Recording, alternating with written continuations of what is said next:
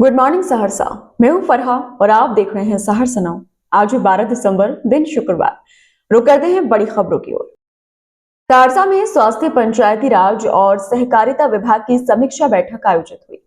स्वास्थ्य विभाग की समीक्षा में सरकारी अस्पताल के प्रबंधन, स्वास्थ्य सुविधाओं की उपलब्धता और सफाई व्यवस्था में सुधार पर जोर दिया गया।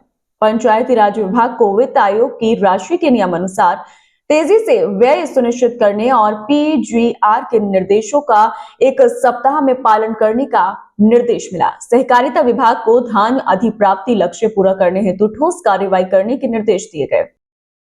सहरसा में आईसीडीएस के जिला प्रोग्राम पदाधिकारियों ने महिला पर्यवेक्षक एवं आंगनबाड़ी सेविकाओं के साथ समीक्षा बैठक आयोजित की।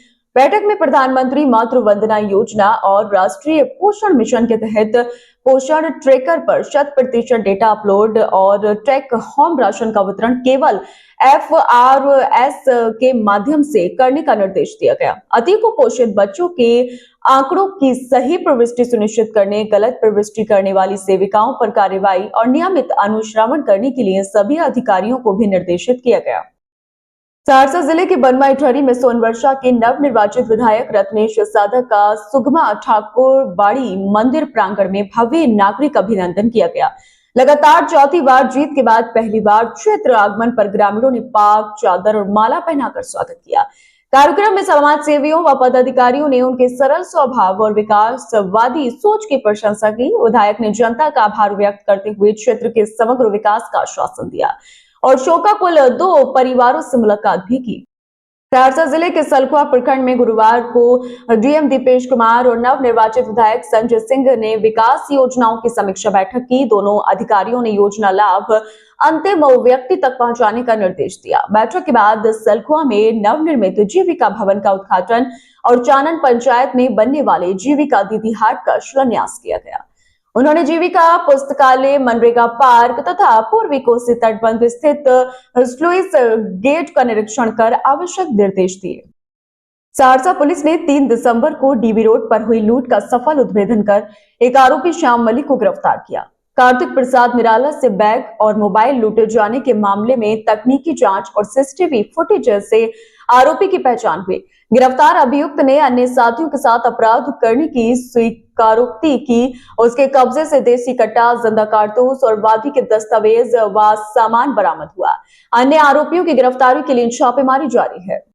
बनवा इटहरी स्थित सामुदायिक स्वास्थ्य केंद्र में गुरुवार को आगामी प्लस पोलियो अभियान को लेकर आंगनबाड़ी सेविकाओं की बैठक आयोजित हुई। प्रभारी चिकित्सा पदाधिकारी डॉक्टर संतोष कुमार संत, BDPO अवंतिका कुमारी और डॉक्टर संजीत कुमार ने 14 से 18 दिसंबर 2025 तक चलने वाले अभियान के सफल संचालन के निर्देश दिए।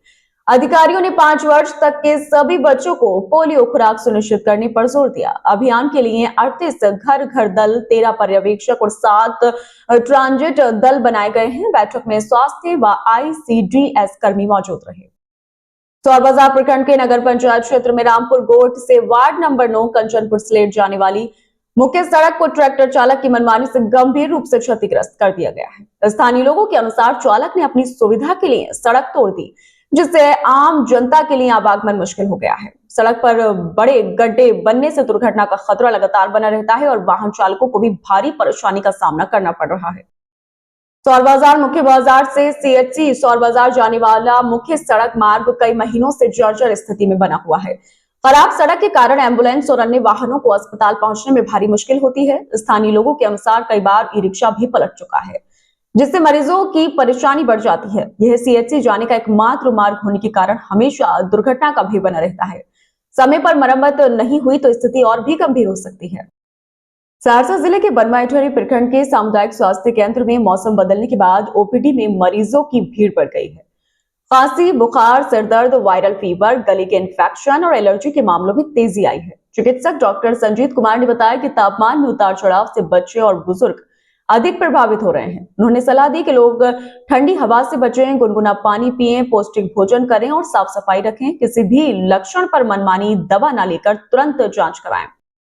सहरसा के युवा वैज्ञानिक डॉक्टर राज सरदार ने प्लास्टिक खाने वाली नई बैक्टीरिया मेटाबैसिलस निवेंसिस की खोज कर बड़ी उपलब्धि हासिल की है। यह जीवाणु प्लास्टिक को एंजाइम की मदद से छोटे टुकड़ों में तोड़कर उसे ऊर्जा के रूप में उपयोग करता है और प्लास्टिक का आणविक भार 3.3% तक कम करता है। उनकी यह खोज स्विट्जरलैंड के Q1 रैंक अंतरराष्ट्रीय जर्नल फ्रंटियर्स इन माइक्रोबायोलॉजी में प्रकाशित हुई है। डॉक्टर सरदार दक्षिण बिहार केंद्रीय विश्वविद्यालय में कार्यरत हैं और प्रतिष्ठित माइक्रोबायोलॉजी विशेषज्ञ हैं। महिषी सहरसा के निवासी स्वर्गीय राजकमल चौधरी हिंदी मैथिली साहित्य के प्रखर और विद्रोही रचनाकार थे। मात्र 38 वर्ष की आयु में उन्होंने उपन्यास, कविता और कहानी के क्षेत्र में विशिष्ट व मौलिक योगदान दिया। उनके लेखन में समाज, अर्थतंत्र और भ्रष्टाचार पर तीखी दृष्टि दिखाई देती है। 13 दिसंबर 1929 को रामपुर हवेली में जन्मे राजकमल चौधरी की कृतियां मछली मरी हुई, नदी बहती थी, ताश के पत्तों का शहर, अग्नि स्नान सहित अनेक रचनाएं आज भी समान रूप से प्रासंगिक हैं। महिषी सहरसा की बेटी निशा का शोध लंदन से प्रकाशित प्रतिष्ठित जर्नल न्यूरो कंप्यूटिंग में प्रमुखता से शामिल किया गया है। उनका शोध data efficient deep learning for liver and liver tumour segmentation विषय पर केंद्रित है। निशा बीएचयू से कंप्यूटर साइंस में पीएचडी कर रही हैं और मूल रूप से गांधीवादी विद्वान स्वर्गीय यदुवीर चौधरी की सुपौत्री हैं। 54 पृष्ठों का उनका शोध विश्व स्तरीय अध्ययन के रूप में सराहा गया है और अंतरराष्ट्रीय स्तर पर चर्चा का विषय बना है। सहरसा की बनवा इठरी निवासी एवं सिवान में पदस्थ सिपाही लाल पासवान का बुधवार शाम अनुमंडलीय अस्पताल सिमरी बख्तियारपुर में निधन हो गया। वे लंबे समय से डायबिटीज और किडनी की गंभीर समस्याओं से पीड़ित थे। इलाज के बावजूद उन्हें बचाया नहीं जा सका। उनके पीछे 7 पुत्रियां और एक 17 वर्षीय पुत्र है।